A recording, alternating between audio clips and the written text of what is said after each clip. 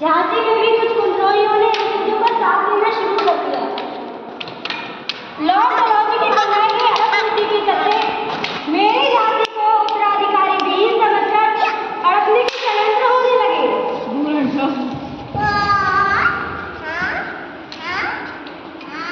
तो क्या तुम अपनी झांसी बचा पाई लक्ष्मी? आई। जिस दिन महाराज गंगाधर राव और हमारा छोटा सा पुत्र इन षड्यंत्रों के चलते स्वर्गवासी हुए, उसी दिन हमने निर्णय कर लिया कि लक्ष्मी विधवा हुई है, झांसी नहीं। जब तक मेरा जीवन है, जब तक मेरे श्वास में प्राण है, मैं अपने रक्त की अंतिम बूंद तक झांसी की रक्षा करूंगी। यदि युद्ध ही अंतिम विकल्प है तो युद्ध अवश्य होगा। मैं अपनी झांसी नहीं दूंगी। महाराज की मृत्यु के बाद तुम्हें सती होने का ख्याल नहीं आया लक्ष्मी? नहीं आई। पति के बिना एक महिला का जीवन आसान हो सकता है, लेकिन एक राजा के बिना उसका राज वैसा ही हो जाता है जैसा बिना उसकी संतान।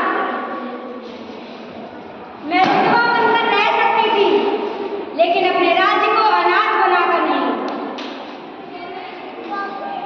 तुम सत्य कह रही हो लक्ष्मी।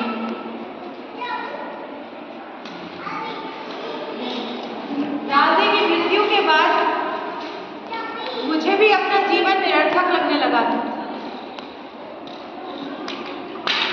मैं उनके बिना अपने जीवन की कल्पना भी नहीं कर सकती थी।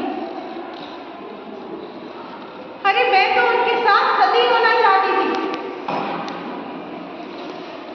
किंतु तब मेरे पिता तुल्य ससुर श्री मल्हार राव जी ने मुझे समझाया।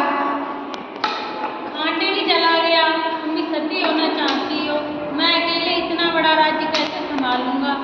उठो बेटी, शोक समेटो। देखो तुम्हारी प्रजा, तुम्हारी संतानें तुम्हारी और कितनी उम्मीदों से देख रही हैं। अपना राज्य संभालो, अपना राज्य संभालो। बाबा,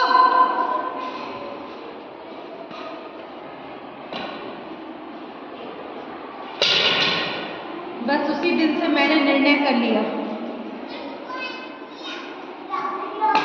कि मैं मालवा की रक्षा और कल्याण में अपना पूरा जीवन समर्पित कर दूंगी। मालवा मेरा राज्य नहीं, मेरा घर है।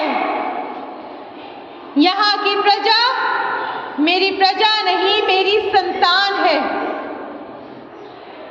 एक माँ का कर्तव्य होता है अपनी संतान की रक्षा करना, उनका जीवन का भरण पोषण करना, उनके जीवन का मार्ग प्रशस्त करना।